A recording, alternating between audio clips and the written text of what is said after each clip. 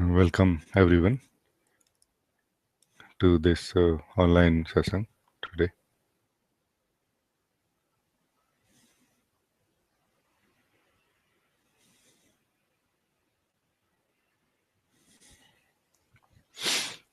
Welcome, Istina. You are here.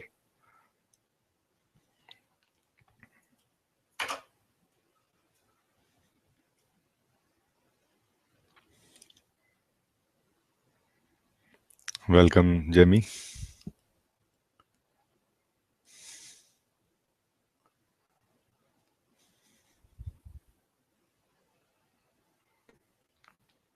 Welcome, Nikhil.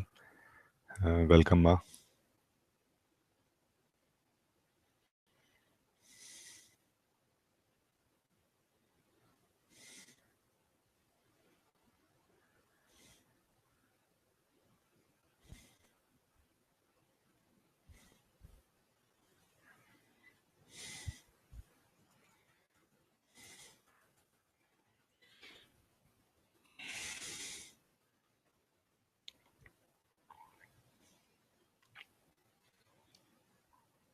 Welcome, Nitish.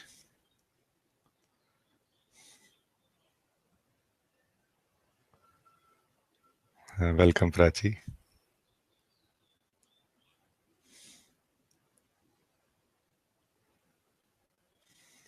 Welcome, Vicky. Vikram.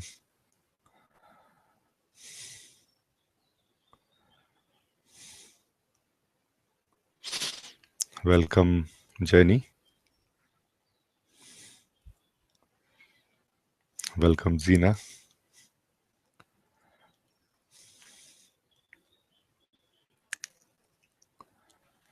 Barbara is also here today. Welcome, Barbara.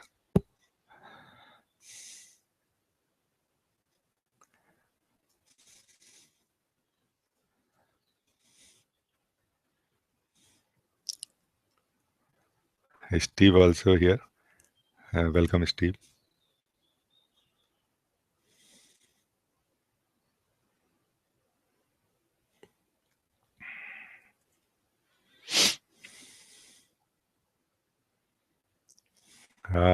David also here today. Very nice.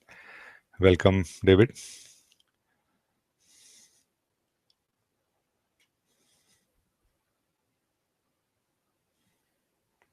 Welcome, Tripti.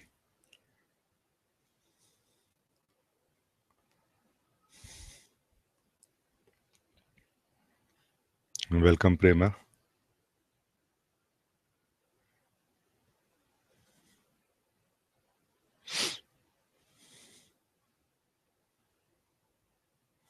Welcome, Prajot and Zoe.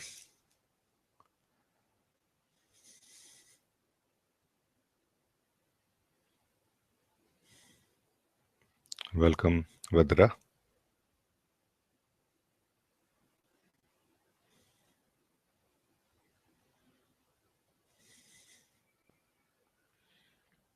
Welcome, Joseph.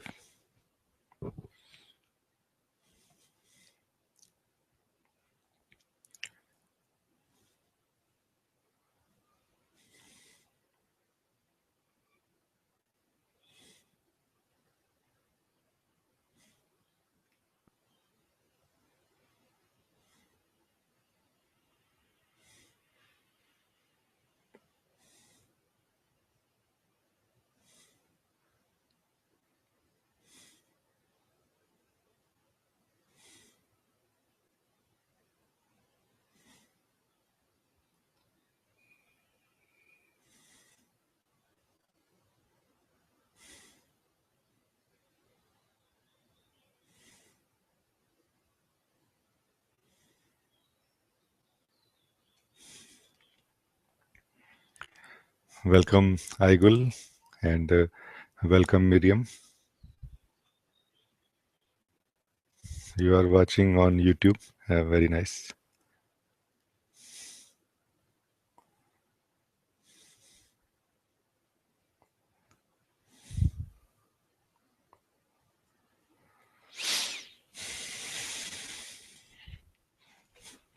So let us start now.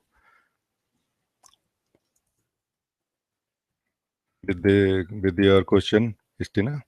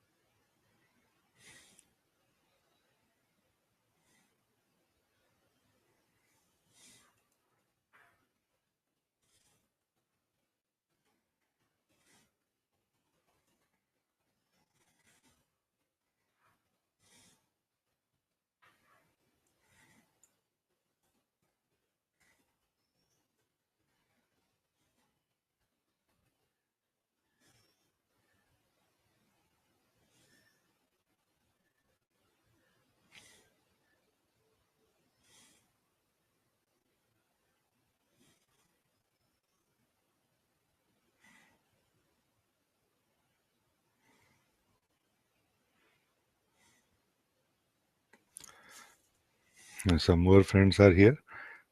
Uh, Wing, you are also here. Welcome, Wing. Happy to see you after some time. Mahima, you are here. Welcome. Today, Harmony, you are also here. Len, Ian and Harmony, I guess. Ian is the correct name. Very happy to see both of you again after some time. Ian and Harmony. Please write your question here if you feel in your heart to ask or to share anything. Very, very welcome.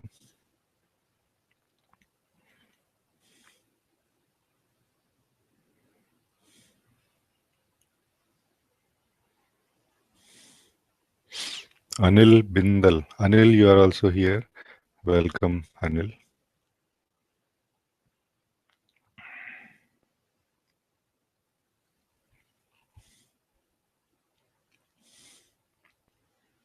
Mila, you are also here. Welcome, dear Mila.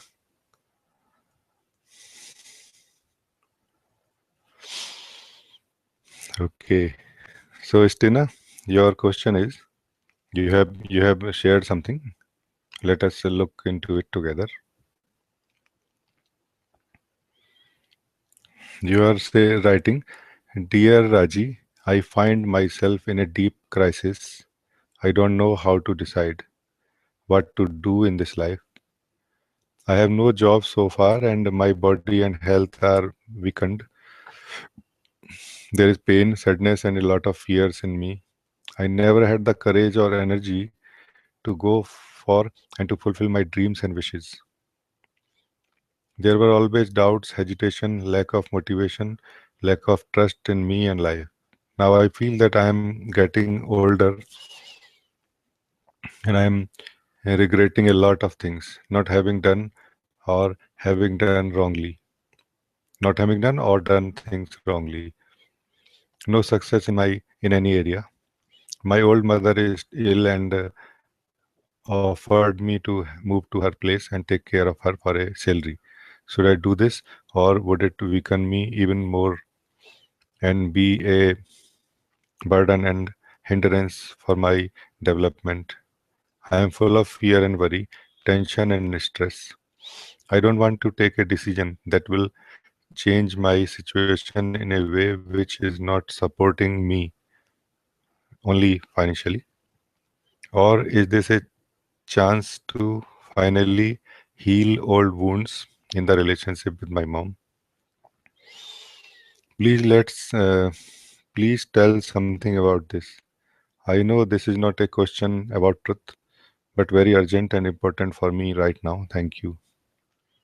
I have to add that I have already offered it to my mother 2 days ago, but after this, the whole stress started.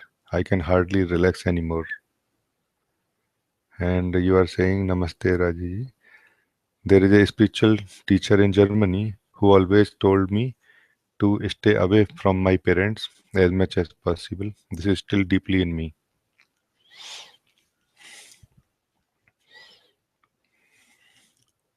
Harmony, sorry, Istina,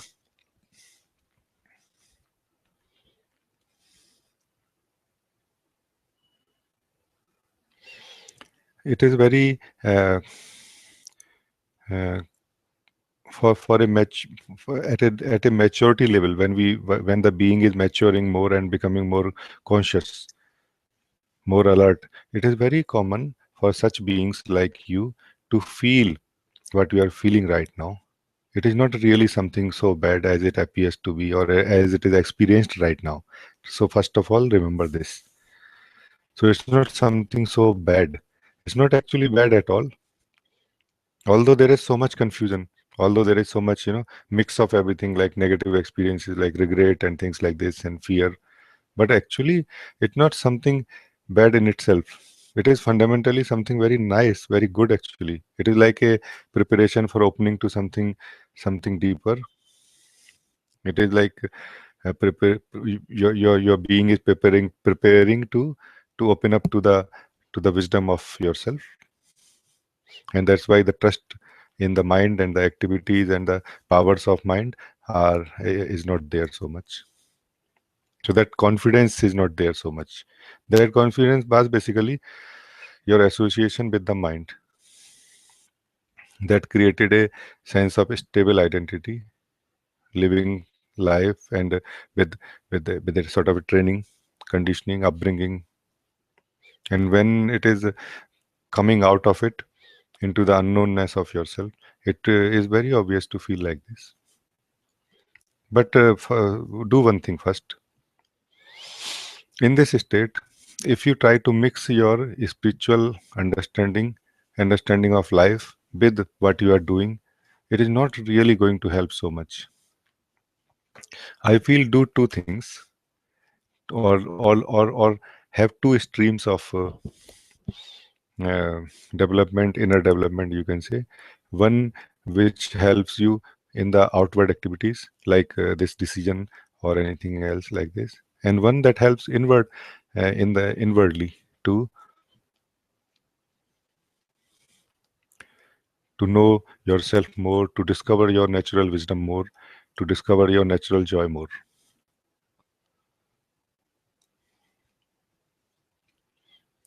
To For this stream, which is which will help you outwardly, use contemplation. Contemplation means sit with whatever you have in your mind, in your life, basically in your mind, whatever is going on within yourself, fears and everything. Write down those things. Look at those things with neutrality. Observe them more than deciding about them. And slowly, those things will somehow settle down. They have got intermingled too much. And if you give them more space rather than trying to push them in a certain way for your advantage, as per your understanding of present understanding of life, it may not really help you so much. It may give you more disturbances. So, contemplation for solving your apparent outward problems or conflicts that you have within. These are conflicts basically, cannot be resolved forever until we know our true nature and live that. But we can try to solve it relatively. So make it relatively clear and let less intermingled or less conflicting, you can say. So right now, don't don't really take anything as truth, whatever is happening in you. Like if you are saying that,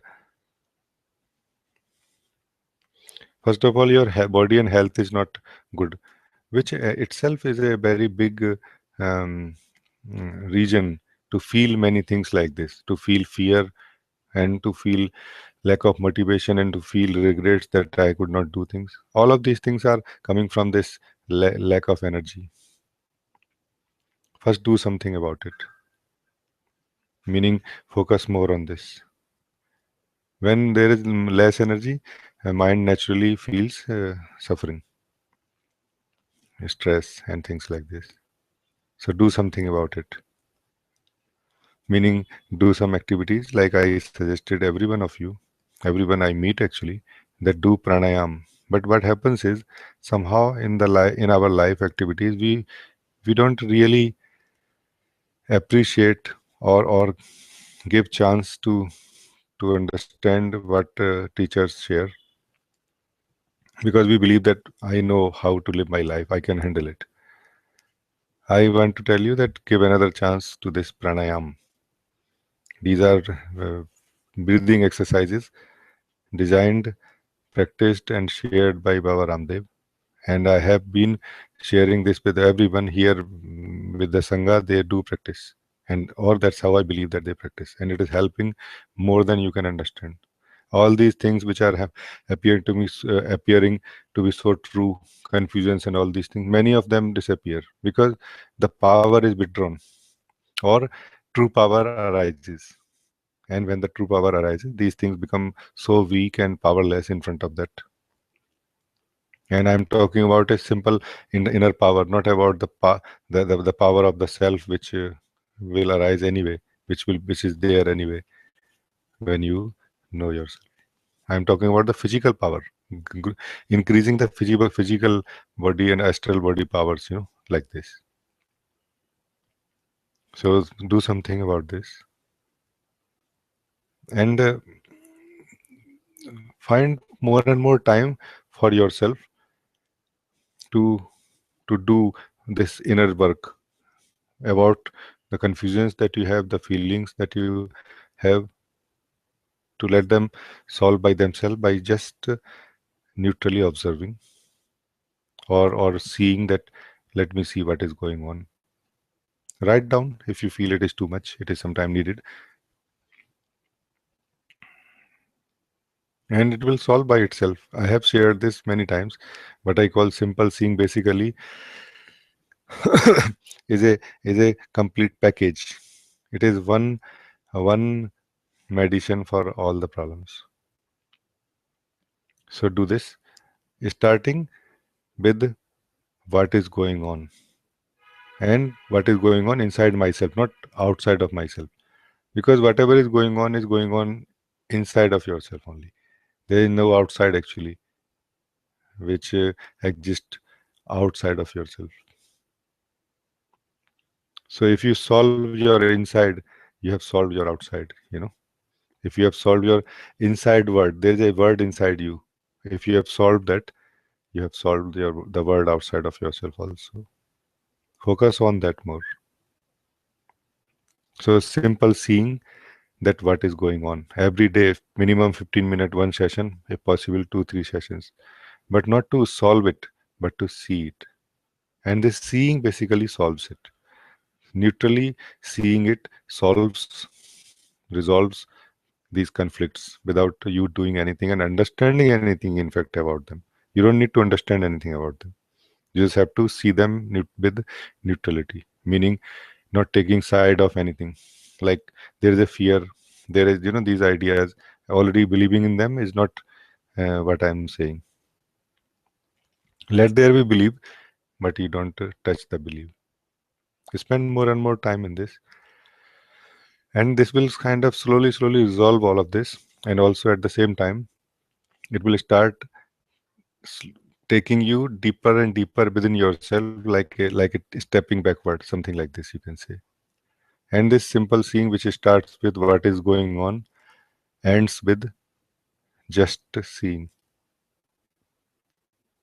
without any further report of who is seeing, what is being seen, no report, just seeing. This is the beginning. What is going on, I'll just see, and you confirm that, okay, so this is what is going on and I can see this. This is the very first step of this let's say process. And the end is pure seeing, without anyone seeing in any particular way, without any interest. This pure seeing is our true nature.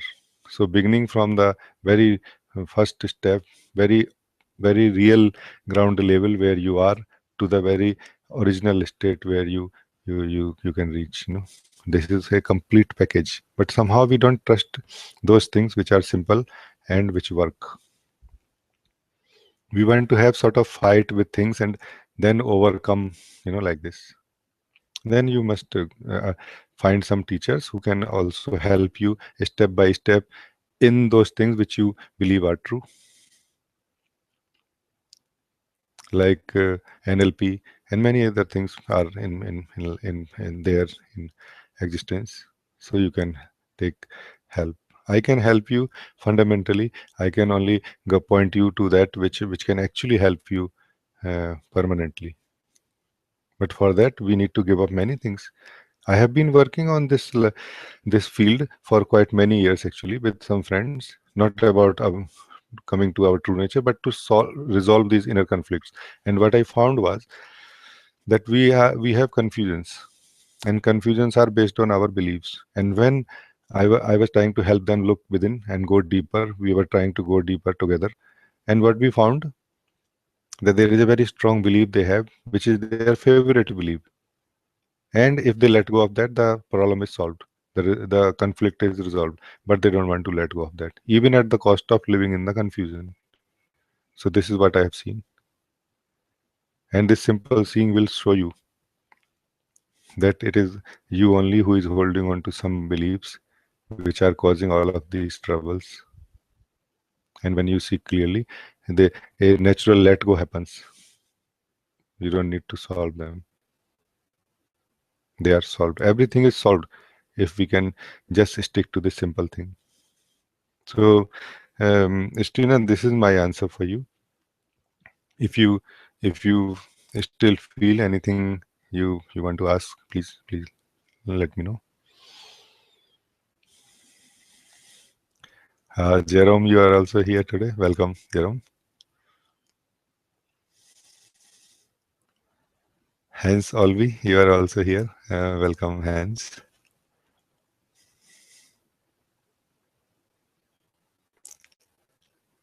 I saw you after seeing you after some time.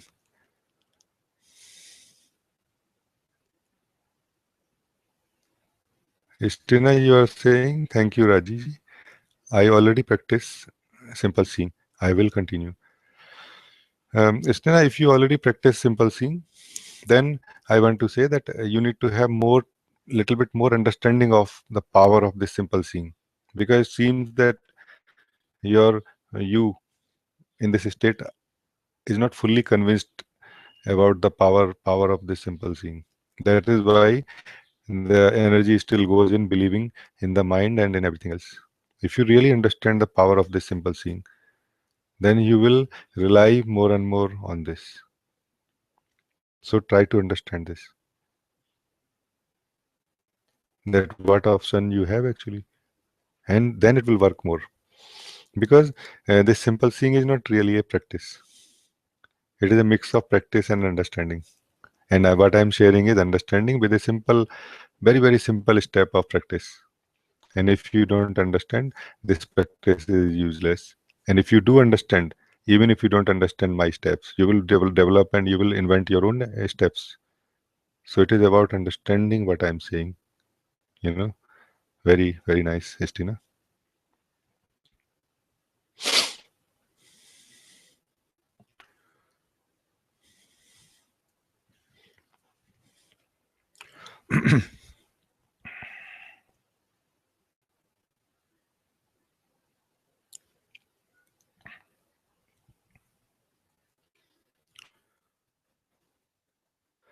I've seen this, what is happening to Estina in many, many beings, including myself, that um, as you are becoming more and more conscious, the setup of ego gets disturbed. It start loosening little bit, and it start getting more and more. It start falling little bit apart, and we don't really understand that's what is happening until we become apparently very weak, experientially very weak, uh, kind of depressed, no motivation. Then we realize that what to do now actually, because I don't have any energy and I'm more and more unhappy now. And that is the basic reason I propose everyone to follow this simple seeing from day one when you enter into this spiritual journey, because this simple seeing is going to create a sort of a background of a, a relatively still mm, seeing or presence of light awareness that is going to save you from many disturbances, meaning that is going to save you from the experiencing disturbances. The impact is reduced drastically if you continue in this simple seeing. And also I suggest pranayam, because what happens is now the normal amount of energy which is given to this ego uh, setup is not sufficient, because it has been already used and is divided in everything now. In so many thousands of things it is divided, and you feel you are left with no energy. So either if you can integrate yourself back in some way, which doesn't look possible generally, or it is not possible to remain integrated forever. You can feel integrated for a while. This is what is happening through the outer activities, like processes which help you to resolve your inner conflicts and things like this. It is an effort to bring your energies together, because you have a lot of energy. It is just that it is divided. So NLP and some other activities, like trying to understand what is happening to you and trying to bring two or more than two parts of yourself together, is an effort to bring you in this integrity again. It is not going to help the purpose uh, forever, but it can temporarily help you feel a little bit energetic, more energetic. Like you may feel like more energy is come, like this. Another way is uh, the simple seeing, which basically opens up your deeper reality a little bit, helps you to see that there is a deeper reality within you. That also creates opportunity from where the energy starts coming up. And pranayam to help you channelize that energy in a very harmonious and a proper way. Very small amount of energy is released, and all your energy channels and body and mind, everything is harmonized in a very nice way. So it may appear to be something very not so promising, but if you try, it helps. And the pranayam does not help only in the spiritual way; it helps also in your physical health and everything. And then you will know that actually you're not just a physical being, and you're not just an energetic being. You are a mix of both, physical and non-physical. What happens inside is reflected in the physicality. What happens in the physicality is also somehow reflected inside. So that is the reason why I I have been sharing this by my own experience, because I know this is going to happen to every being. You are going to find yourself in a state where you don't have energy, motivation, sense of direction. So how it will help? So Stina, you start right away if you understand the value of what I'm saying, and everybody else, if you are not in this state right now, you may come to this state sometime. Start your preparation right now, meaning rely on the simple seeing and pranayam.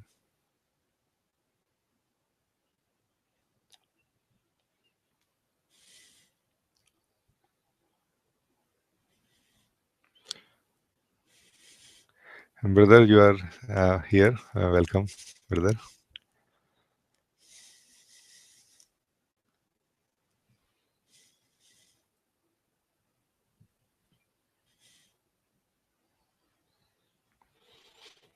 Istina, you are saying it is very good to listen to you. Thank you for explaining all this. Thank you, Istina. Just remember, Istina, this. It's not something bad happening to you. It is happening just in the disguise. It is like a blessing in disguise. Life has chosen you to in this body. Life has chosen to wake up to its true nature fully, to its full power. It has to go through these experiences, which are actually breakthroughs, but they look like a breakdown. Just wait and watch, and you will see what I mean. You will understand what I mean by this.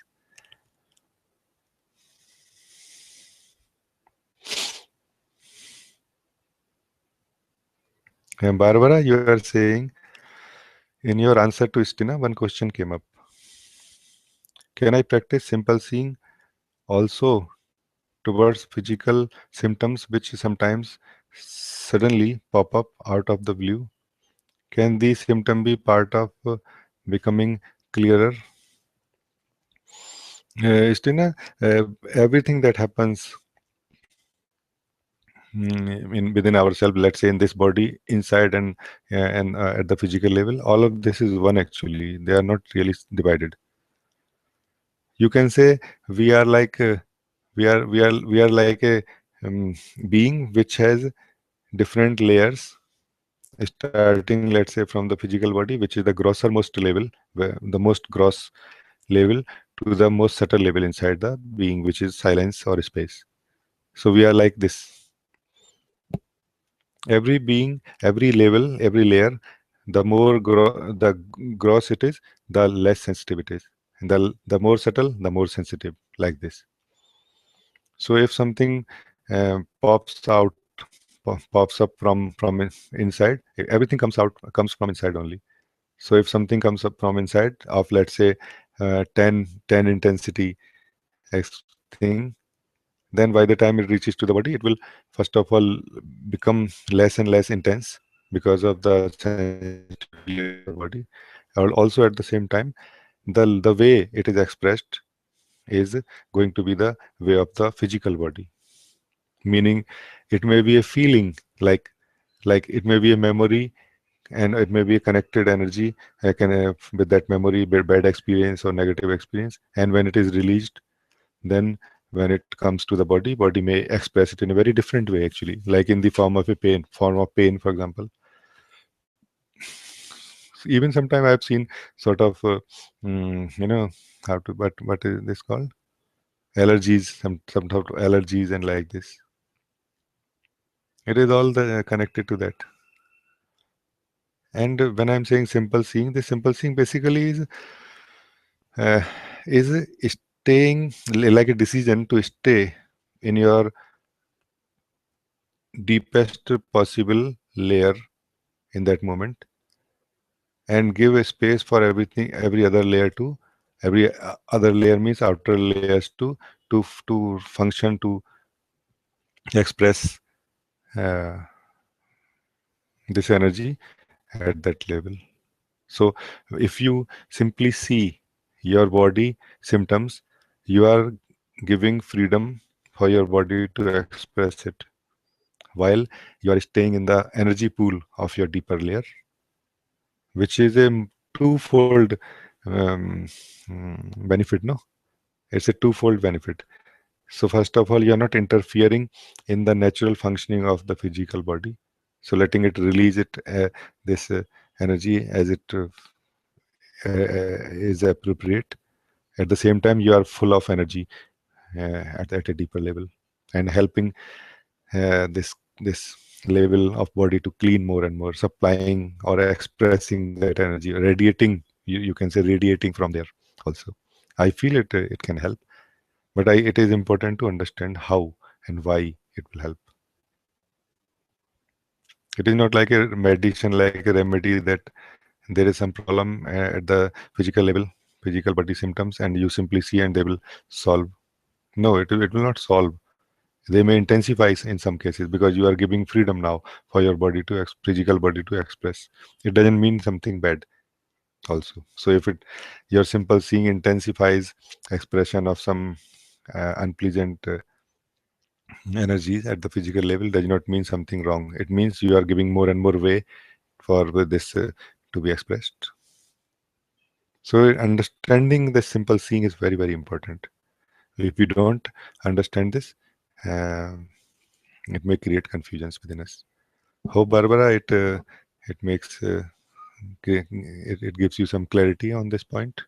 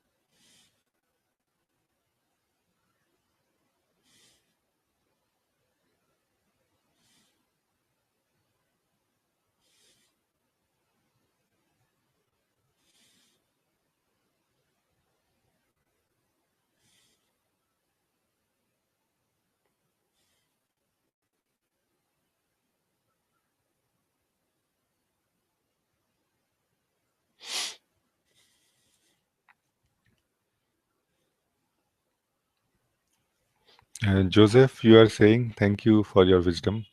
I'm very grateful for this, for sharing this guidance with us. Thank you, Joseph, and thank you all for being here, for for for listening. Because all of this wisdom is shared because you are here, because such a listener is here. This wisdom comes from life to you directly.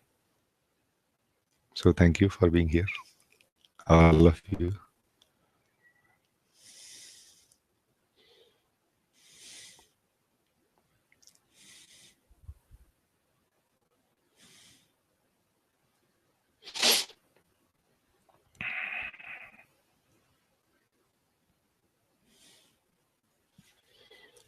Harmony, you are saying, can you please show us a simple pranayam exercise now and talk a little bit about the strong attachment to the conditioning that we are the physical body.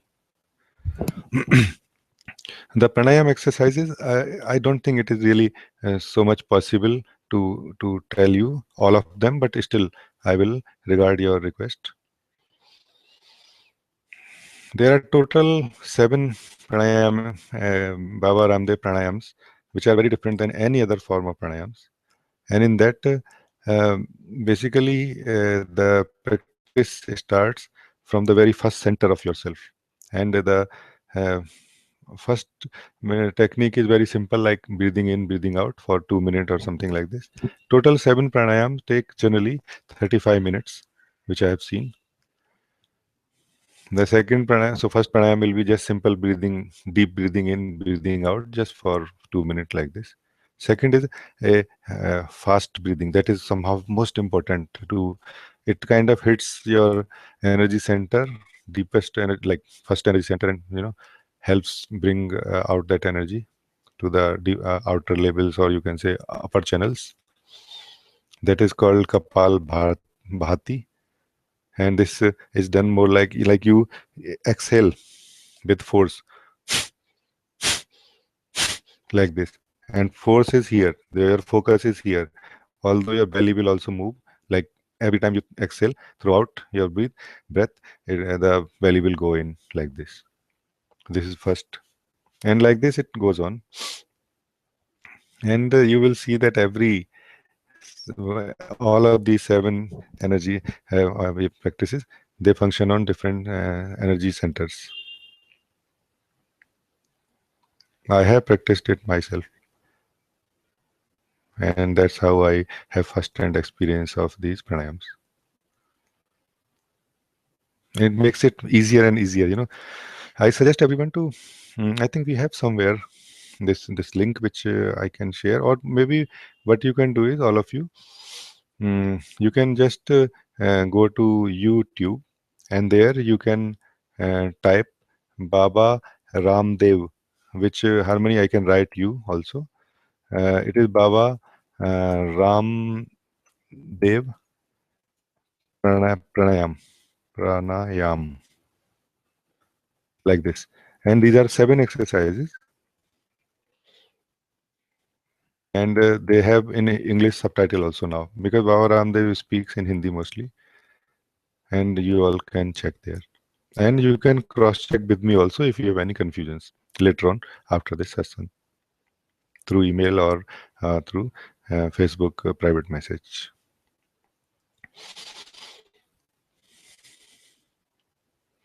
And Harmony, you are saying, and can you talk a little bit about the strong attachment to the conditioning that we are the physical body?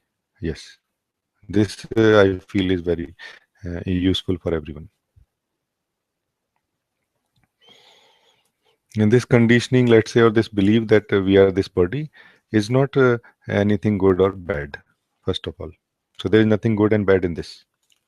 It's a very simple fact of life that everyone who lives in this body and is not conscious and aware of their true nature will take themselves as this body only. And it is such a mix. It is basically this physical body, when you are appearing in this body, it is embodiment of consciousness that you are. Embodiment means mixing. You are totally mixed and frozen in this body. And it is not because of your fault, but it is, you can say, factory settings. Everybody finds themselves in this way. Why it happens is because life wants to experience itself in the physical level through the separation. So it is very obvious for you to feel that you are this body, which basically means that everything else, the rest of life, is separate from you, which enables you to experience it. Without a separation, experience is not possible. It is also a simple thing to see actually if we see it clearly.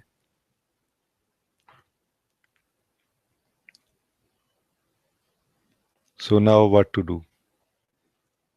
Basically, nobody need to do anything as long as you are enjoying life through the separation, through this model of separation. When you are living in this physical body as the physical body, then you are anyway happy. But it is when we don't enjoy it anymore, meaning when we start becoming more conscious, and which basically means that we start becoming aware that there is something deeper than this possible. There's a deeper joy possible, that we start losing interest in outer joy, or joy that it is created through the physical body. Then the search for true nature starts. Initially, we search outside of ourselves, either through the senses or through the mind, which is outside of ourselves only. Only when we somehow understand, or somehow our attention turns inwardly, that we discover what we are. And until we discover what we are bound to live in the attachment with the body.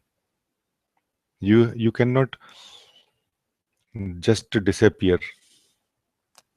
When you are an identity like a person, even a soul, like I am a being, I am a soul, still either you discover yourself and live as that, or you stay as the factory settings, which is as the body. So basically it is a very simple thing that that is happening. There is nothing right or wrong in strong attachment with the physical body, but our attachment with this non-attachment is the problem. So like we don't want to be attached with the body. That is the problem. Why not? Why you don't want to be attached with the body? Because, so you may say, because I am the being. If you are the being, then you cannot have any problem with the attachment with the body, because you will not have attachment with the body. And if you are not the being, you cannot have any otherwise experience. So what basically is the problem? The problem is misunderstanding of what is happening, and understanding may help, and that is why I am sharing this. So discover yourself, not with the idea that until I become free from attachment with the body, I cannot know myself. No, it is the opposite actually. First you discover yourself, then attachment with the body evaporates, weakens, disappears, dilutes, finally dissolves, like this. But it happens on its own. We cannot work other way around.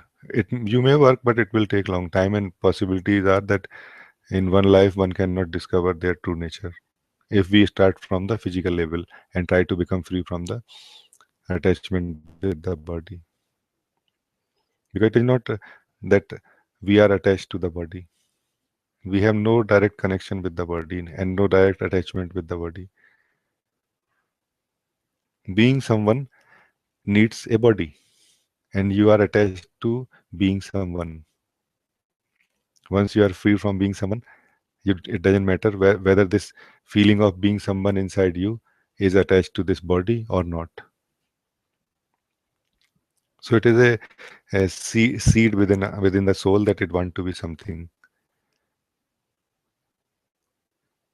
And even if it discovers its true nature, in the first phase of discovery, I see that it it attaches itself to the idea that I am a soul, that I am consciousness, that I am awareness, that I am an awakened being, like this.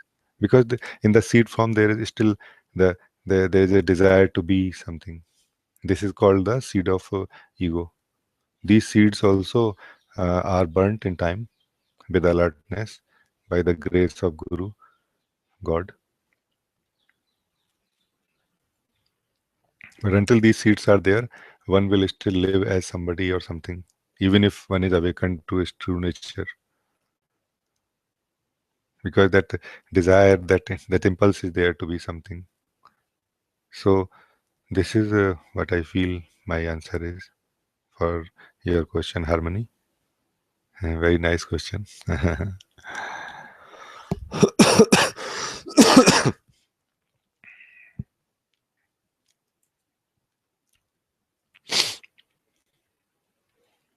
Barbara, you are saying yes, uh, it resonates what you say. And I would like to ask if that means not seeking the reason for the physical symptoms. In my case, I have sometimes an acid in my eyes that I cannot see anything for a moment. Thank you. I can see that panic comes somehow if if I the eyes are so acid.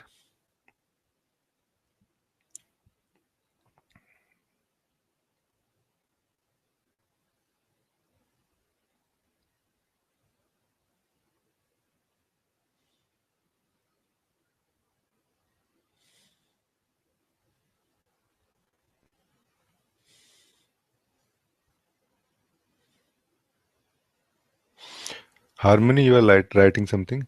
Barbara, I will come back to your question in a moment. Harmony, you are saying thank you so much for this explanation about the body and the seed of ego that disappears in its own time. Yes, very nice that that it resonates somehow. Thank you.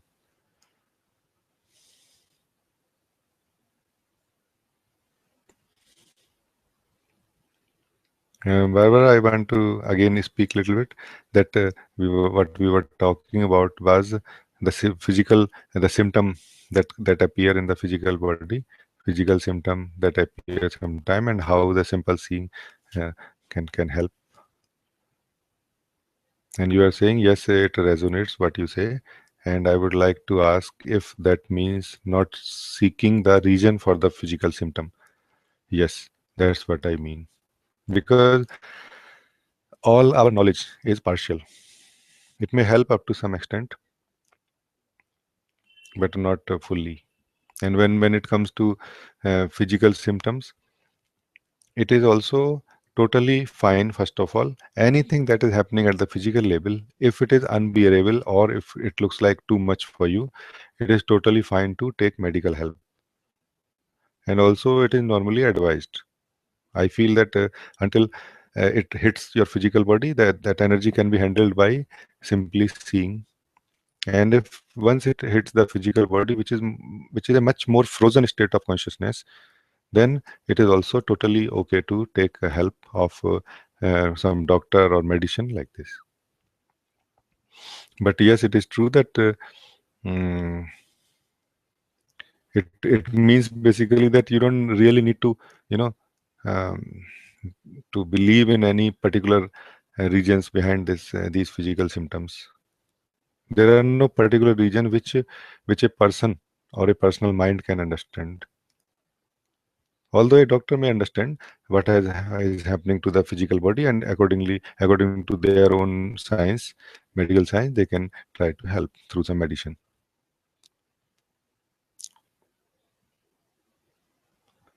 And Barbara, if you are not doing pranayams, Baba Ramdev pranayams, I will suggest you very lovingly that you also try it.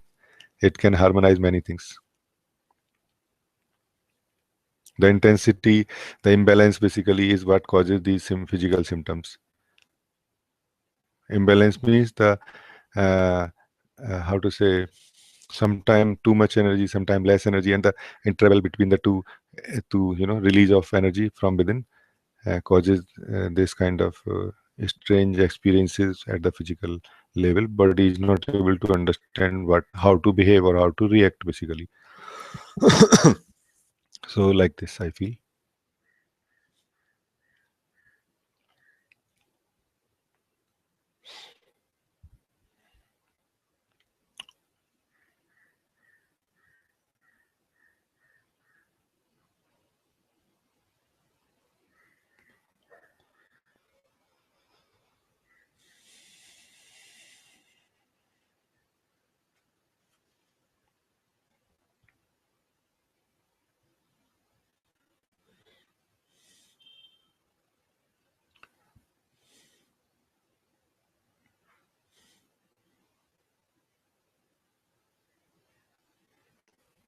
I see that Zina has just now shared a link for Baba Ramdev's pranayams in English on the Google Hangout chat window. All of you can please take the link from there. Thank you. Thank you, Zina. This is the link I just want to highlight. This is the link from where you can just copy it. Let me have a look what link it is.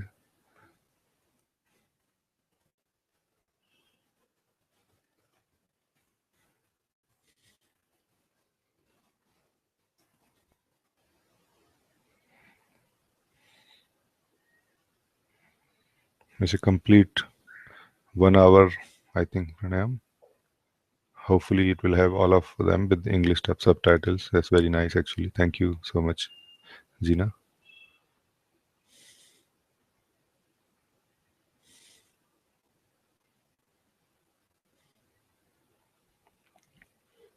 Manu, you are here. You are saying pranam, bhaiya. Welcome, Manu.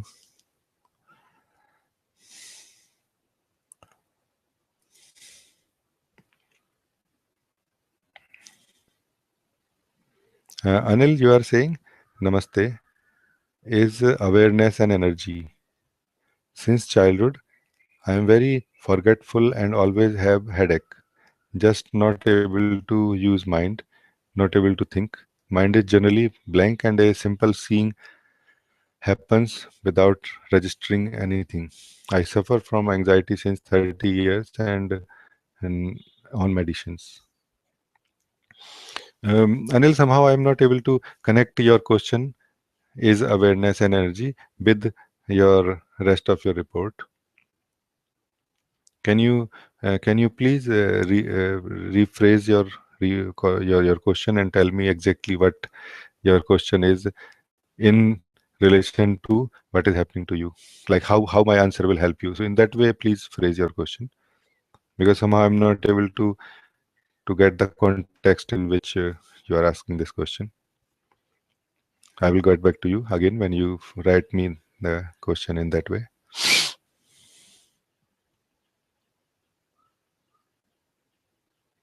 Ah, okay. So you are saying I was told that my Kundalini was awakened. Okay.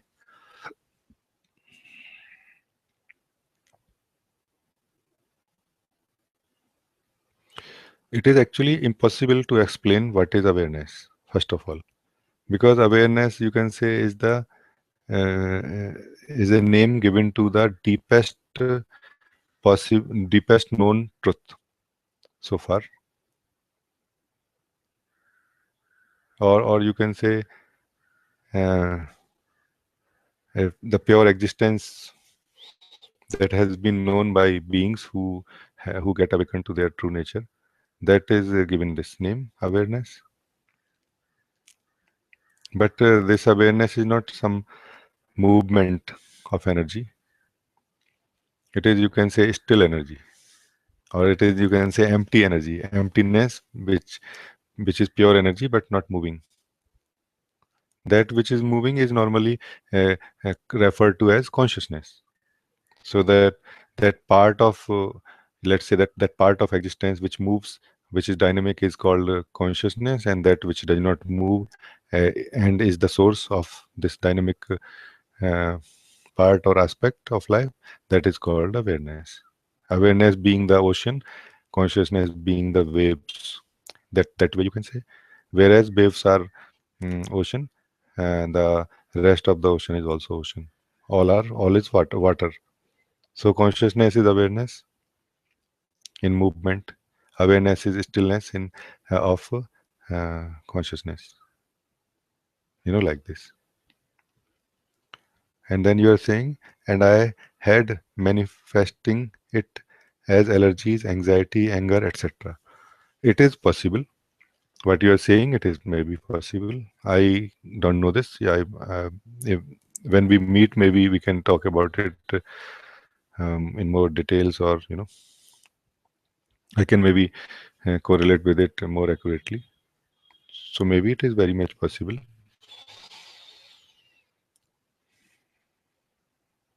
But awakening of Kundalini does not mean realization of your true nature. It does not necessarily mean that, you know, it is something very different that we cannot normally understand. So you must understand that you must try to see or realize who or what you are before things make any sense actually in the true sense. You are saying I still cannot do any breathing exercises as it releases lots of energies. Okay.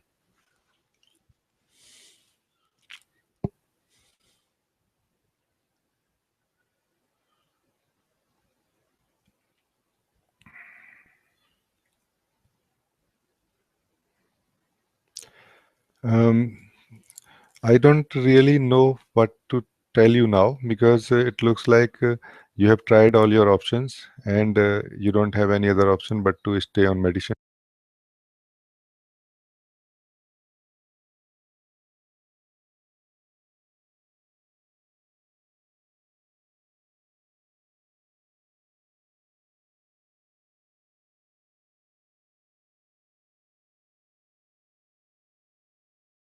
Beyond it, and then things may change. So please, you just write me a little bit while I take another question from another friend.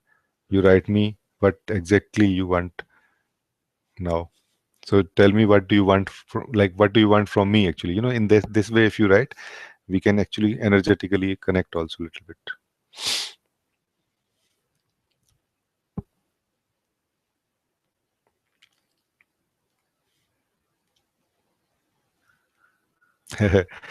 Barbara, you are saying thank you for the loving answer, Raji. Feeling touched inside.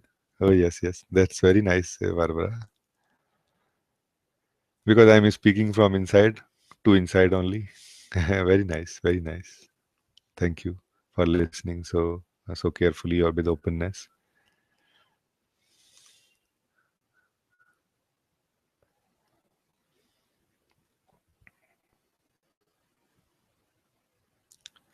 Istina, you are saying, is it important to do all pranayams, or can we do also choose three or four? Is there some danger in this practice? Istina, you don't. It is actually important to do all eight pranayams, and not all of eight pranayam will take a lot of time. Most of them will take just 1 minute, 2 minute like this. So I don't think just for 1 or 2 minute one need to skip any exercises. So it is actually important. But if at all for one someday, not every day, but as an exception, if you are not able to do all of them, then it is okay to do two pranayam only, and they are Kapal Bhati and Anulom Vilom.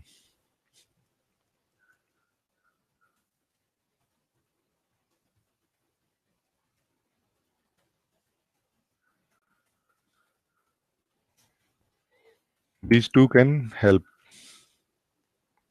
And is there some danger in these practices? I don't think there is any danger in these practices. Just don't uh, don't do these practices with too much force, meaning too much physical force or intensity. Do them more comfortably and let them pick up. Let your body pick up the joy of doing it. So don't force your body to do these things for an extended period of time. Like, don't go too much out of your the comfort zone of your body. Basically, that's what it means.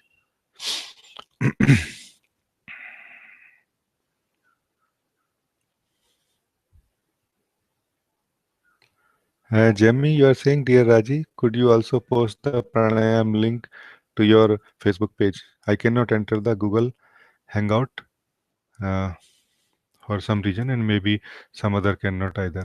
Okay, let me see. Where is my? Acha, I can write on my own page, no?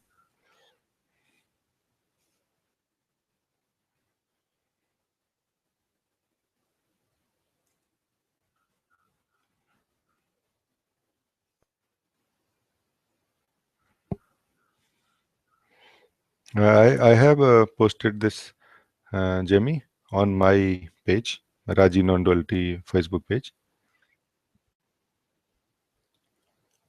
and all of you who are not able to get the link of pranayam, uh, Baba Ramdev pranayam, you can take it from my Facebook page now. Okay, you're saying thanks.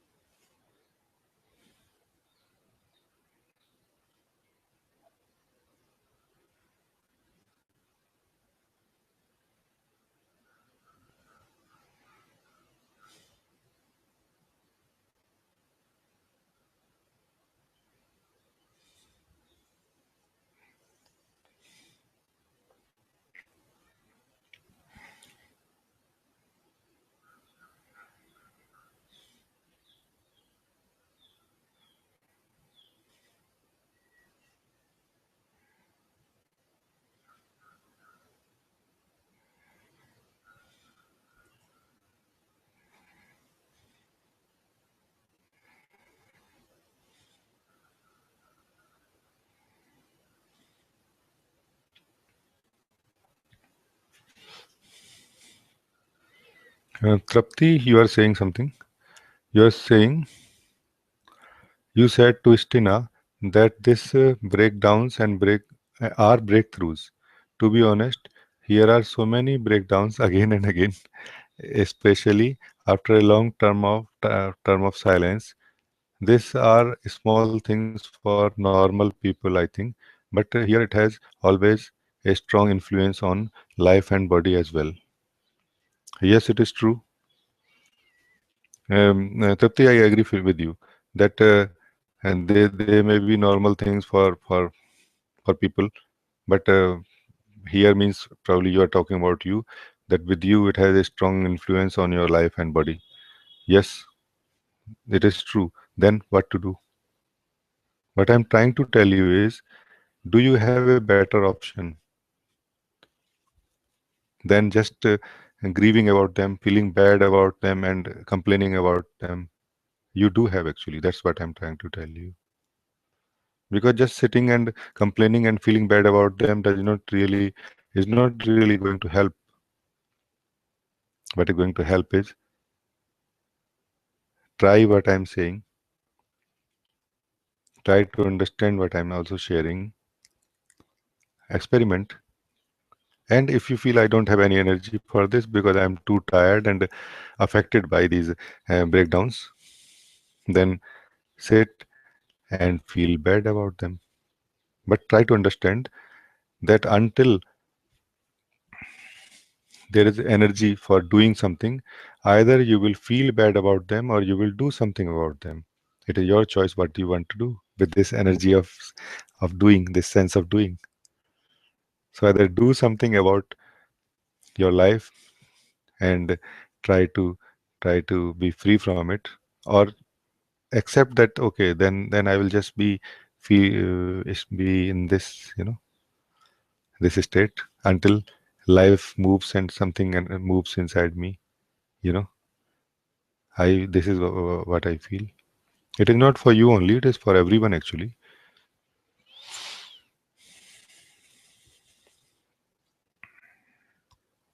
I think I have answered this also.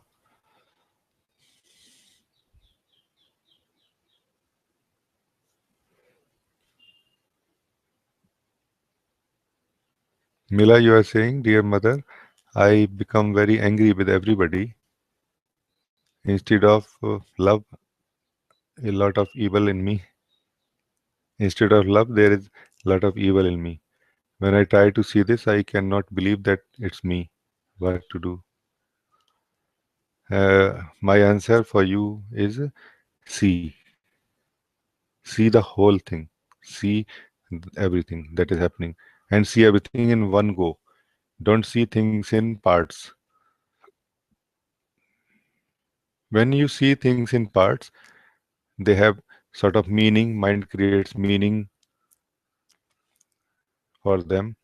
When you see everything as a whole, they don't have any meaning. But that is the truth that is seen by you, and that makes you free. So as long as we are seeing things and we are able to understand that this is what is happening, it is seen through the mind only. When you see from yourself, from the being, from the neutrality of yourself, things don't make any sense. They don't create any understanding. Your seeing does not create any understanding or knowledge, any meaning out of it, but it gives you freedom. You become free, and you fall back into your natural happiness, natural joy, silence. So it is our choice. We want to know or we want to be happy. We want to know naturally because we live in the mind. We have been living in the mind. So we always try to know. This trying to know focuses narrow downs your focus on a particular part of the whole scene. You can only be happy and free when you see the whole as it is. So, Mila, when you are angry, not only see that you are angry, but also see all other aspects of yourself which are reacting in a different ways. See all of them at a time, at the same time, and without losing your ground of seeing. So don't get into the field where these things are happening. You stay in your home of seeing without moving from there. You see, and it will become totally clear that it is not you who is getting angry, and it is not you who has a lot of evil, and it is not you who cannot believe that it is me. All of this is in front of you. You are that which is seeing all of this. And until this becomes crystal clear to you, some trouble will continue. I know you are already established in this seeing a lot, but still,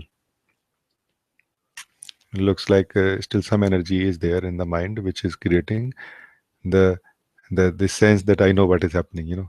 Because otherwise, if you don't know what is happening, how can you say that I become very angry with everybody? No, you don't become angry. Anger happens. And how can you say that I don't have love instead of evil. I have evil instead of love, you know. You don't know anything about love and evil. When you don't know, how you cannot say anything about it. Only when we know, then we speak like this. And what is our knowledge? What are the basis? What is the ground of our knowledge? All our knowledge is sitting on the ground of lack of self knowledge. So we don't know ourselves, and on top of it, we know everything else. Everything else that we know cannot be trustworthy, cannot be complete knowledge, cannot be true knowledge until we know ourselves. First, know yourself. Rest of the things you just see. Don't give them so much value. This is my answer to you, Mila.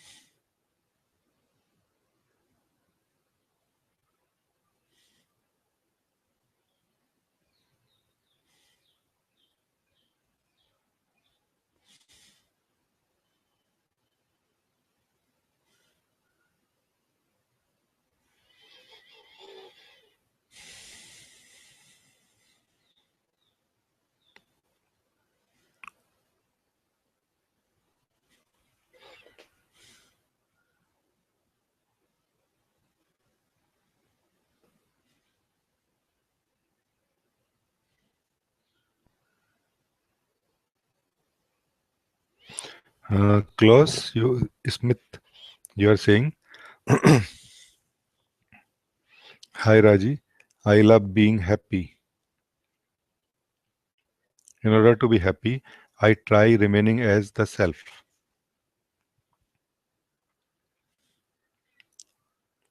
Trying is mind. What I am does not try, but still the focus on beingness is useful. Comments. I don't think I need to comment on it because it doesn't have any space for anything actually. It looks like you already know everything, Klaus. You already know that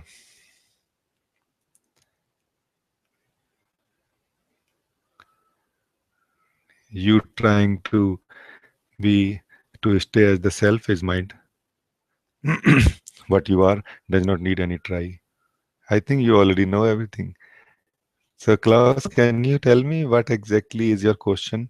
Like, is it a sharing or is it some problem that you are highlighting and you want my help or answer in that way? If it is sharing, it's fine, enjoy. But if it is something you want me to comment, then you it has to be in the form of a question, proper question. Meaning, have properly tell me that exactly what you want to know in this session right now. Try to understand that what I can see is very different than what you can see in this moment when you don't know, when you are not seeing from your true position. And it is not me who need to see what is going on in you. It is you who has to see. And for that, speaking from the most authentic place is what is needed.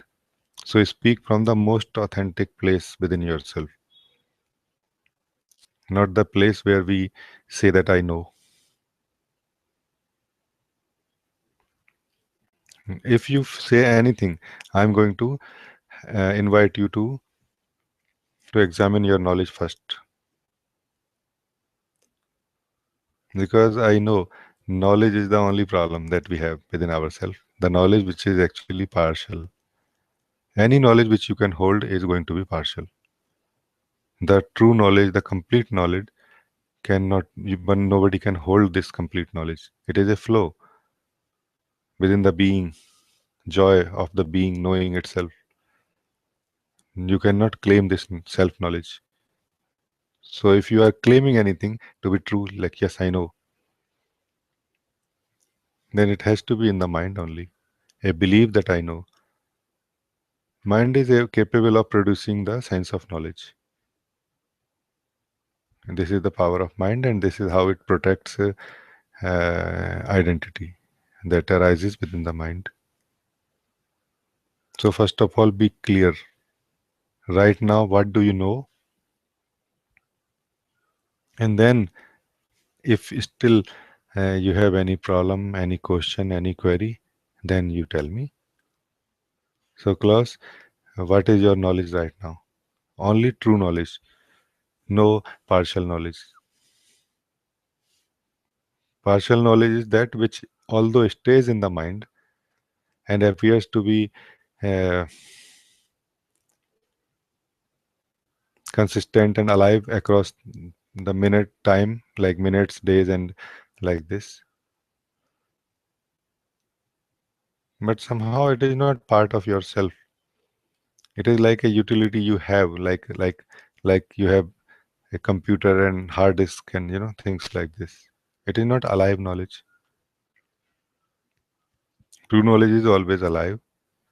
It is not dead, and it is never separate from the knower.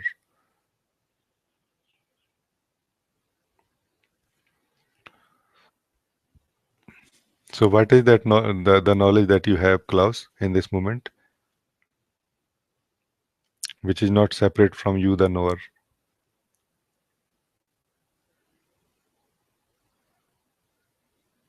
And I am not I'm not judging or looking at you in the sense that you cannot express yourself in words or you cannot use words. It is okay to express yourself. It is okay to use words. But if they mean knowledge for you, then you must look.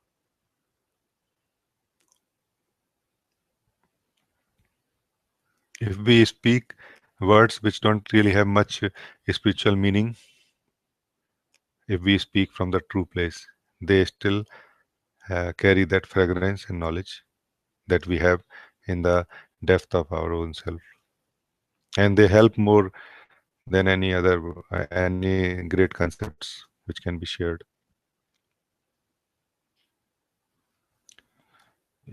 You are saying that I cannot say what I am. Then what can you say? My question is, what is your knowledge in this moment? What do you know? Because no question can arise without knowledge. If you don't know anything, how can you say anything about anything? How can you say that I know this little bit, but I don't know it fully? Like this. So without any true knowledge, how can a question arise? All the question arise from the sense of knowledge, which is partial knowledge only. So forget about what I am. Tell me anything that you know, Klaus. Anything. Do you know anything? This is my question. So do you know anything at all? And everybody is welcome to join this session now.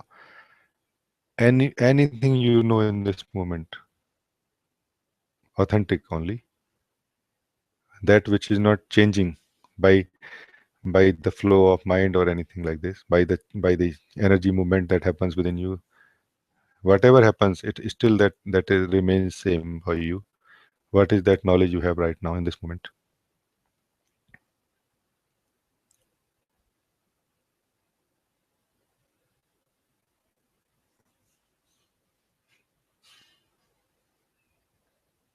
That is original knowledge. All else is acquired knowledge, cultivated knowledge, which is not true knowledge actually.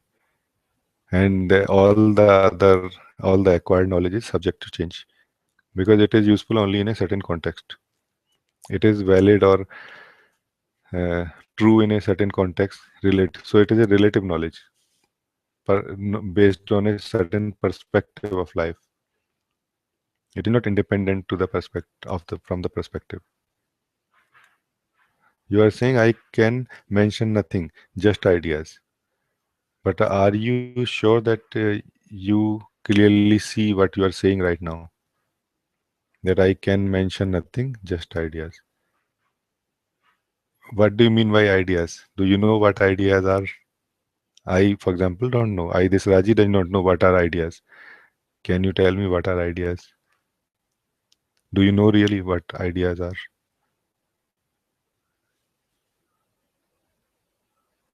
And use any language, use any words, and tell me, what do you mean by ideas? We have ideas about ideas. We have believe about thoughts. There are really no thoughts moving anywhere. There are no ideas. There are no concept. There is no imprisonment anywhere. Only ideas that there are ideas. Only ideas that there are thoughts. Only ideas that there is mind which is keeping me imprisoned. Where is mind? Except in your belief. Where are thoughts except in the belief that there are thoughts? There is something moving inside the head, in the body, and many things are moving everywhere actually. Basically, it is energy moving, it is consciousness moving, whatever you call it. Let's not call it consciousness because it has also become an overused word, and now it seems everybody knows what consciousness is.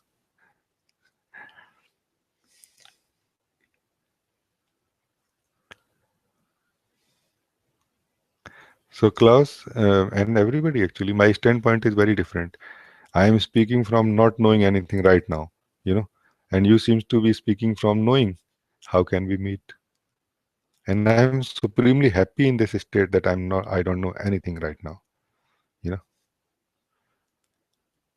And you seems to be not so happy and have come forward to take some help. Is it not a strange thing? So there has to be some fundamental difference between us. The difference is I have seen clearly all knowledge is a experience.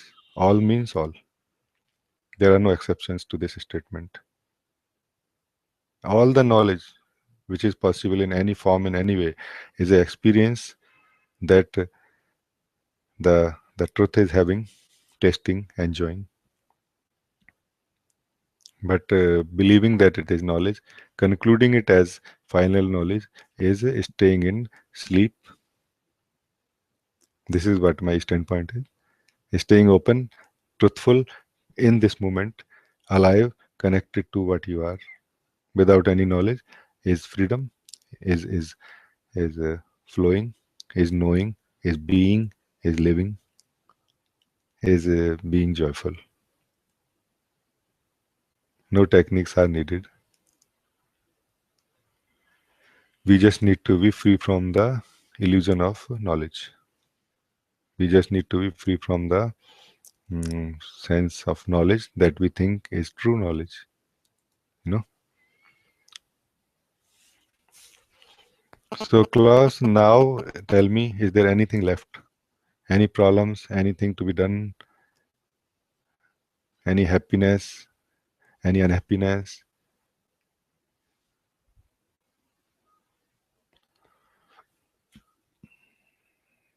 Anything left now to be done? And how you will do anything if you don't know anything? And who will do anything?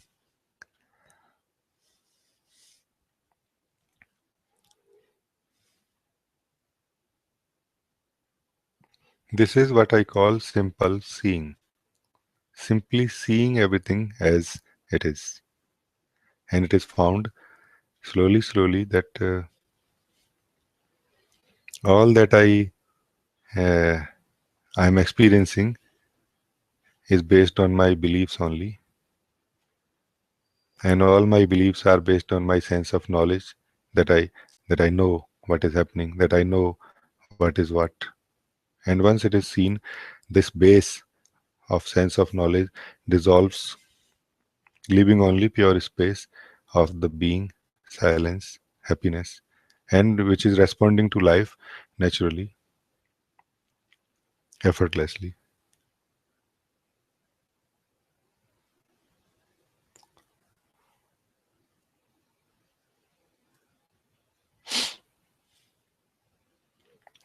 Klaus, you are saying it's good right now. Okay, then if it is good right now, this is very nice. Enjoy.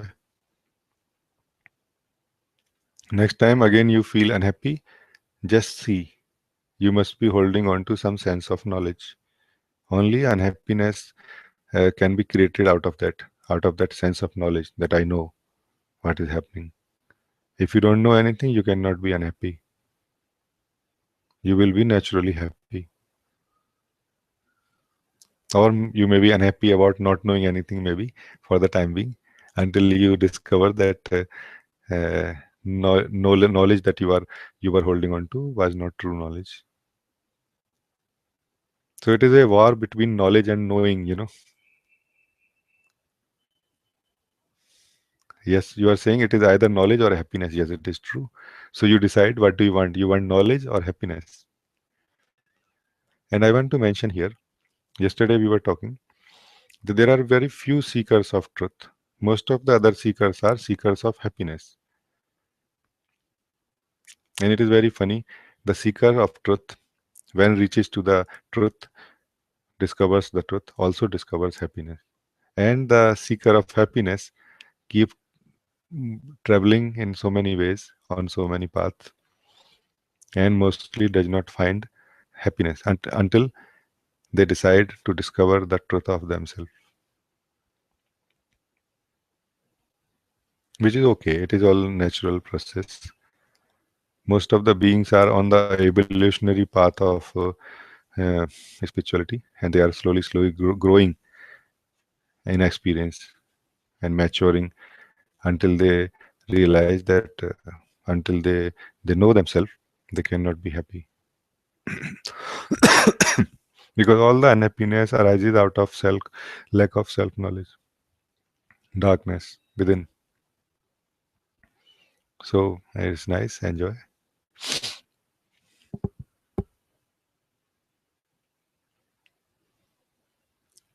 Matthias, you are also here. Welcome, Matthias. Aparna, you are also here. You are joining in late. Welcome, Aparna. You are asking what uh, just wanted to ask you, what do you mean when you say I don't know anything? This is very nice. I will speak about it. So you are asking, what do you mean when you say I don't know anything?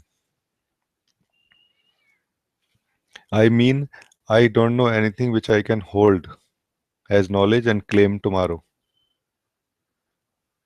So I say that I know what is consciousness, and the same knowledge, the same image that is created in the mind in the form of knowledge can be valid tomorrow also. This is what I mean. I am open for knowing more every moment. This is what I mean that I don't know anything. In one sense, I know much more uh, than I used to know when I used to claim I know. But it is a very different knowing that I am having now. And I don't want to, I just somehow don't feel like, mixing this true knowledge or true knowing with the sense of knowledge which is created in the mind. Because the mind is a state of self. In that state, some reflection, like it is like a mirror, a reflection happens, reflection of truth. And that is what creates the sense of knowledge in the moment. But the next moment, the reflection changes, the mirror changes because it is a state, meaning it is a put together. But self still remains in the next moment, whether the knowledge of the self is happening or not. And in this way, self truly knows itself without the help of the mirror of mind, which is very, very different. And the joy of being yourself surpasses all the need for any understanding or knowledge. And true knowing happens here. So, Aparna, this is what I mean that I don't know anything. I love to say this actually, that I don't know anything. Because it is such a freedom from from answering anything for in the next moment. That you said that you know this, and now you are saying that you don't know this. You know, while totally immersed in the truth as the truth.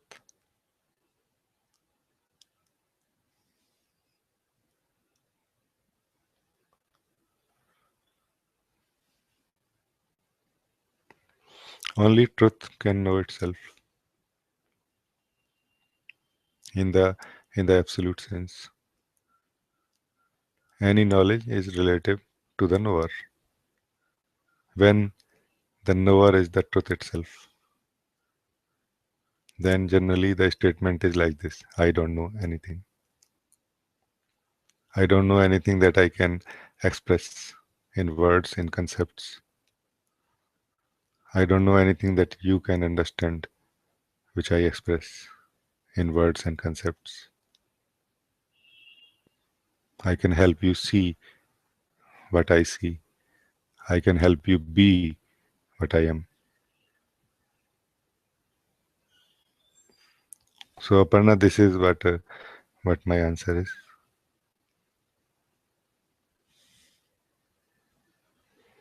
Aparna, you are saying, you are laughing, that then I can say I don't know anything too. I love this answer. This question itself puts you into unknown. It doesn't matter whether there is knowledge or not. I can sense how you love to say that I don't know anything.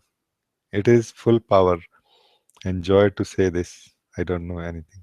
Yes, Aparna, you got it. Yes, yes. Honestly, I don't know anything at all now. Thank you so much. Love you. Thank you, beloved. I love you so much. All this play of knowledge, knower and known, is happening in the mind only. And once we start getting out of the mind into the self, there are no such needs anymore for claiming anything, for holding anything as true knowledge or not.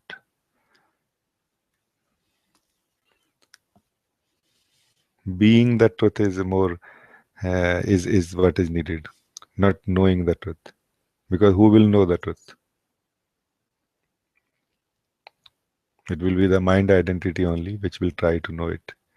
Like you will know the truth from outside of the ocean. On the from the beach, you are knowing, trying to know the ocean, taste the ocean. It cannot be really tasted or known in this way.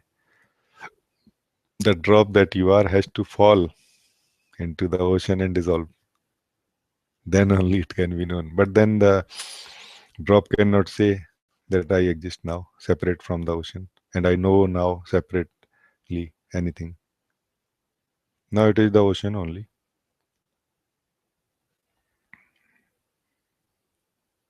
which sometime appears as a drop, connecting and relating with other bodies in a way that may appear to be like a separate identity, but it is actually not.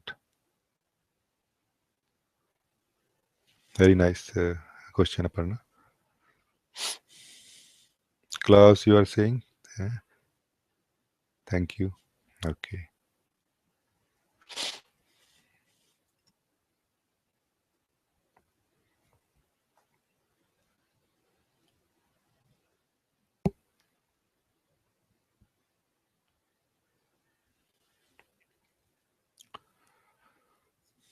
Okay. Here.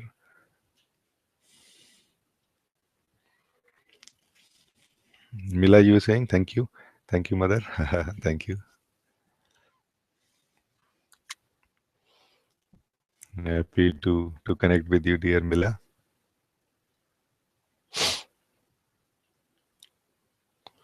Joseph, you are saying love and gratefulness to you, beloved Rajiji. So good to hear these sweet, holy words and reminders of our true nature and how to see our life problems.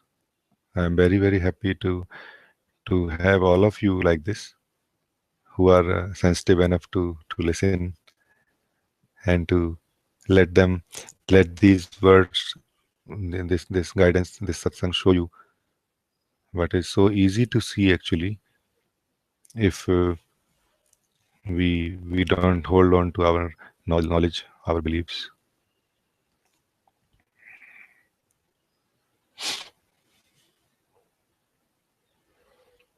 Jenny, you are saying, beloved Raji, just feel to express this gratitude for your presence, listening and drinking. It is so unfathomably beautiful, this unknowable. Yes, Jenny, it is actually. And I'm I was happy in myself, enjoying this unknowable. And now this unknowable connecting with other beings like you, and resonance happening, and the joy in my heart is growing more and more now. It's so beautiful. This unknowable inside within ourselves is that which knows everything actually, but it knows everything as a play of knowledge only. All the knowledge is just a play for this unknowable. For the mind identity, it appears to be something very serious, like knowledge is something very serious. But for this unknowable that you are, all knowledge is just a play. It is the experience of knowledge based on belief, of course. No knowledge can happen without believing, or that which happens without believing anything is called true knowledge. And true knowledge is of the self only, not of things, not of anything, including consciousness, awareness, or anything like that. It is of nothing actually. It is of the truth only. It is of the self only. The true knowledge is always of the self. True knowledge is always whole, cannot be divided in two or three.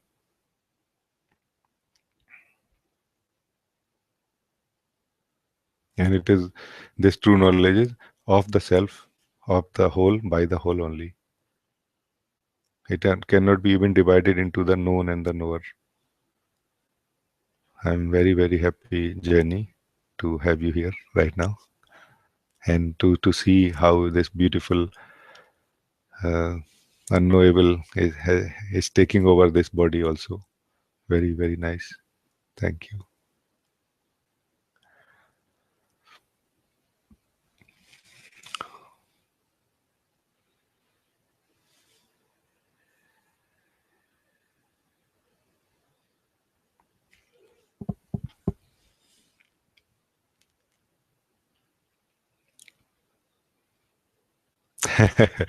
Istina, you are saying, why do some people call you mother?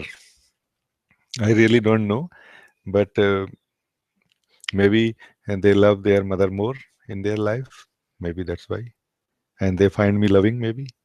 There is only one, there are only two, I think, now, as total. One is Mila, another is Mahima. Only these two people call me mother. Rest, either they call me friend or call me by name like this. Some call me father also. It is all their own, you can say, projection in a way. So they are just projecting their favorite image on me, and that's what they want to call me. But I have nothing to do with this. It is totally in their own heart or in their own mind. That's how they feel, no?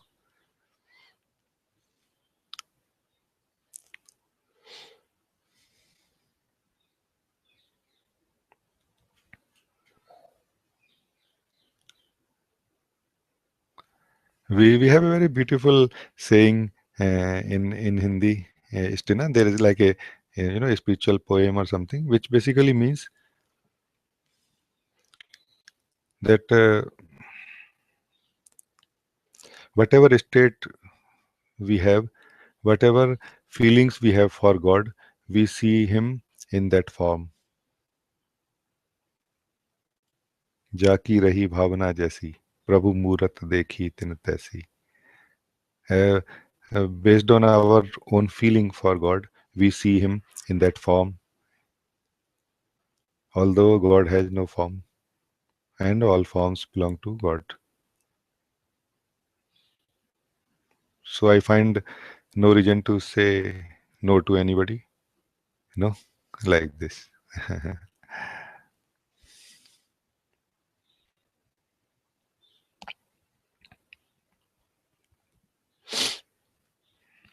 Okay.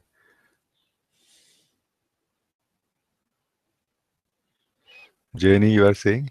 Yes. Tears of joy. Yes. I also join Jenny, just like I feel like, like a song, or like a lover. I feel like expressing a little bit something. I always, used to feel that our intense seeing, sadhana, devotion clears the path of our inner path to go home. But the last patch, which is a very small patch actually, has to be cleaned, has to be cleansed by your tears, by the tears of helplessness, that I really don't know anything, and I cannot do anything about it, and I'm not okay right now as I am, and I want to go home, and I want to rest in myself. I want to be free from the responsibility of living, responsibility of being. I want to taste that burdenlessness which I tasted in my childhood. It is this what I'm sharing is to be more seen as a poem or as a song, inner song, you can say. Don't take it literally true. So last patch has to be cleared and cleaned by our own heart expression in the form of tears. Very nice. And when these are these tears of joy, then you can say these tears are now, mm, finishing and dissolving anything which is remaining. Meaning even the subtle sense of identity is dissolved out of these tears, through these tears. Very nice, Jenny.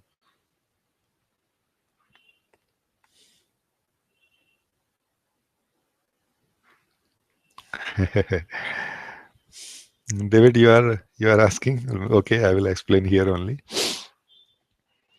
Um, you are saying, Raji, do you have any plans for this fall? I want to come to be with you. Um,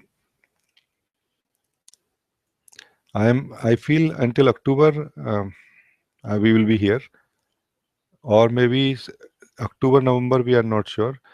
December will be Goa, but October could be maybe Dharamshala, silent retreat maybe, but not sure. But generally, I am in Pune till November, you can say, and first week of December we will go to Goa. Like generally for 2 week or 3 week or whatever we decide. Very happy to hear this from you, David. You are very welcome. We can communicate on email or otherwise about it.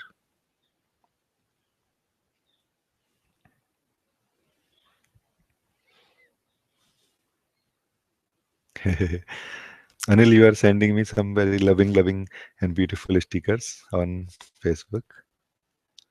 Thank you.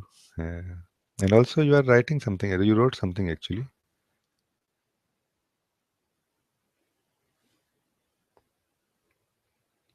Ah, Istina, you also said something in between. Thank you for all your shared wisdom and love. Thank you, Istina.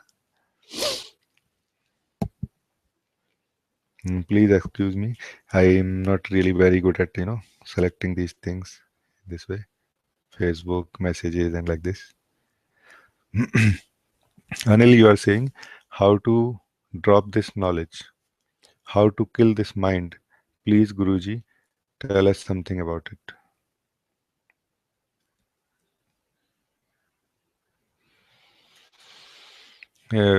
Anil, remember that which exists cannot be killed, and that which does not exist does not need to be killed.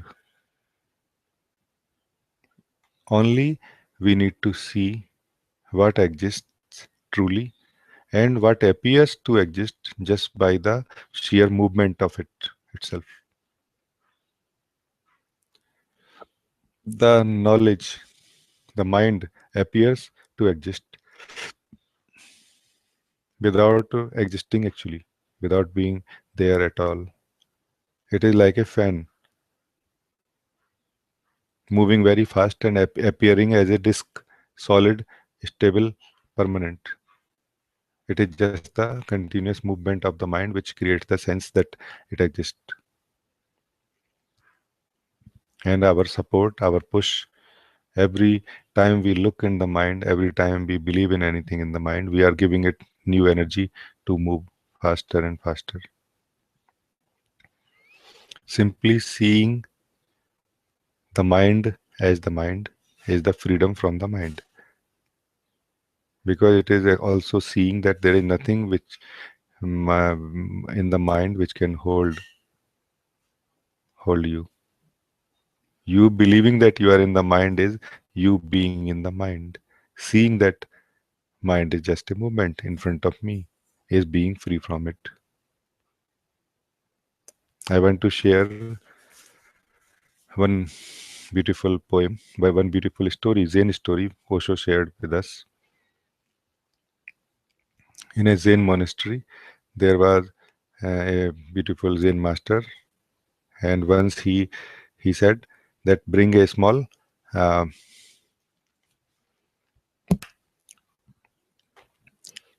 baby swan. So they brought a very a small baby swan, white swan, and a very big bottle of glass, very huge bottle of glass, which had a very narrow uh, opening, and it was filled with water and all the food that the swan needs.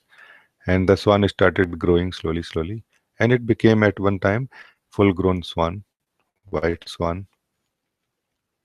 Then the master called all the disciples that come now. Now is the time for a very powerful teaching, he says. And all the disciples came there, and he asked now bring out the swan. And it was impossible because the opening was so narrow. And he says, bring out the swan. Don't cut the swan. Don't break the bottle. Don't break the glass bottle. Don't cut the swan. And bring out the swan. He says like this. And everybody is thinking like, what could be the possibilities? Can we just excuse the the swan and like pull him? It was also not possible because it was very very narrow passage, narrow opening of the bottle. And they kept trying and thinking about it. And then one day, one disciple said, "I got it. I got the answer." He says, "Okay, then tell me what is the answer."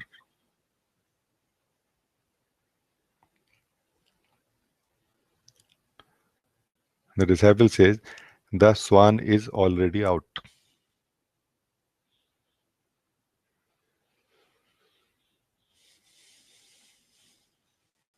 And the master said, "Very good. Now keep it outside only."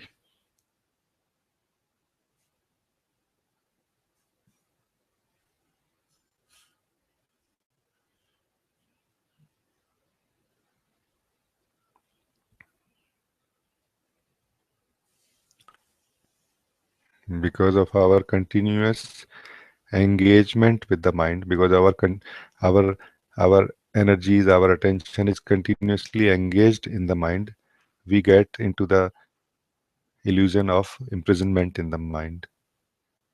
Neutrally seeing the mind is realizing that you are never in the mind. Anything that happens in the mind does not affect you in any way. This is freedom. This is seeing that swan is already out, and then remembering, now I will not get into this illusion again, is keeping the swan out. So Anil, this is my answer for you. This is what I call simple seeing, which is understanding, not a technique, which I am trying to express in so many ways, trying to communicate in so many ways in every session.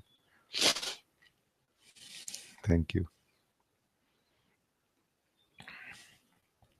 Jenny, you are saying, thank you, beloved. I love you beyond. I also love you, beloved. Thank you. Thank you, Jenny. I think one last question I can take. Anil, you are saying thank you. One last question is Tarun. It's your question. You are saying, hello, Rajee. You told yesterday, don't miss the obvious. There is a tendency to gather information from gurus, you as well, you as well, and do how to see. Thank you. Uh, we are continuously trying to escape the hard work, all the seekers actually. And the hard work is to go to the roots. Hard work is to do some fundamental work. And we all are believing or hoping that some miracle happens and suddenly all my misunderstanding disappears, my particularly my suffering disappears. It is not going to happen like this. So we all will have to really do some hard work in the sense that there is a tendency to gather information from gurus. First, try to understand, try to see within yourself why there is a tendency. There lies the answer of your own question. And in the depth of the questioner, the answer of the question lies. All the answers of all the questions lie in the depth of the questioner itself, in the form of seeing that question is futile. But in this somehow, in this seeing, freedom happens, freedom from the question or the base from where such questions arise, the confusion basically, that you become free from that confusion. It is something like a blind spot, you have not seen it, like this. So see within yourself, ask yourself, Tarun, why why you want to know, why you want to gather information from different gurus. Ask yourself and you will know, you will be able to see. Don't now get a answer for this question from outside. Get a answer from within. And from within you never get answers. You only get to see. And that seeing makes you free. Not only from the need of answer, but also from the questions. Basically, we become free from the need for answers. And that makes all the questions irrelevant, unnecessary, and they fall by themselves. And you are now free. You don't have a question, you don't have an answer. It's so beautiful. This is what I also mean when I say I don't know anything. I don't have questions. That's what I mean. And I don't expect any answers also. I'm seeing it as it is right now.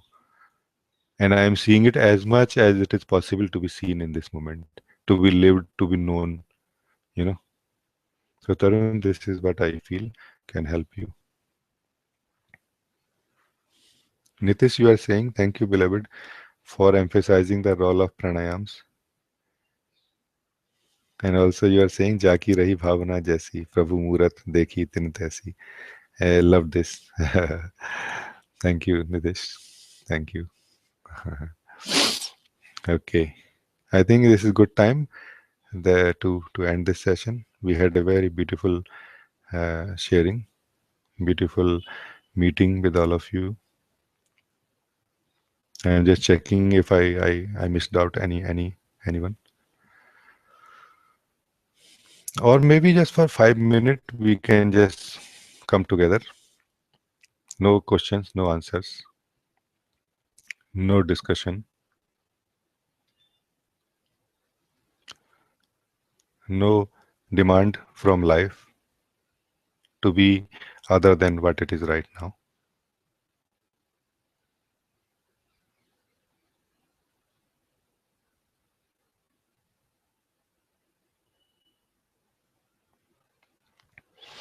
Everything is as it is. Life is anyway as it is. It is our demand to change this that we are not able to see it as it is. Seeing this as it is freedom from ego, freedom from mind into yourself. You are always in yourself. You are yourself is that bed on which you are sleeping and dreaming. Even when you are dreaming, you are still on the same bed. When you wake up from the dream, you are still on the same bed. So that bed is what is yourself. You have never lost it.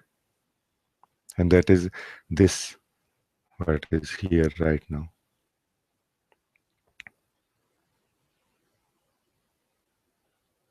To enjoy it fully, to live it fully, uh, wake up from the dream. Dream of knowledge, dream of knower, dream of being something, dream of being someone.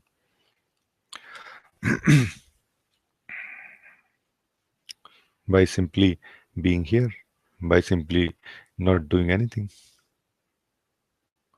It is actually possible, very much possible to wake up if we don't touch anything.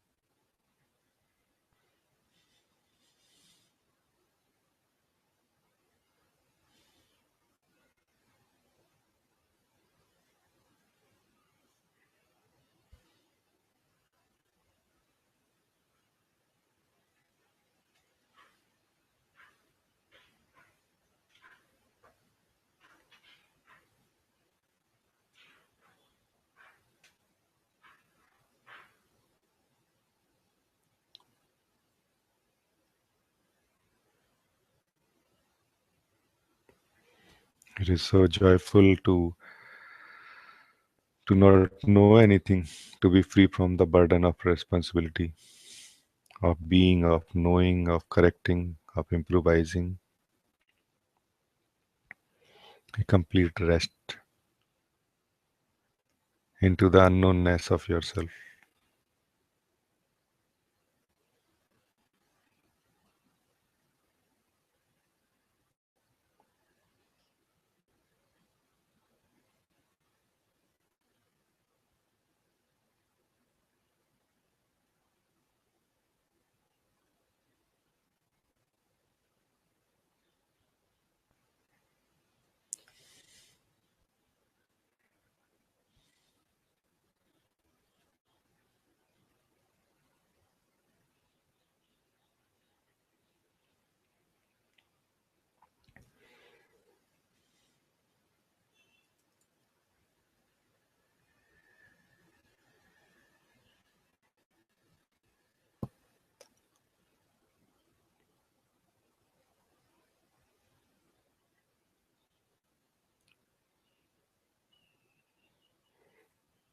It was very, very beautiful with all of you, and I feel thankful to life that created this opportunity for all of us, all the beings to share this beautiful satsang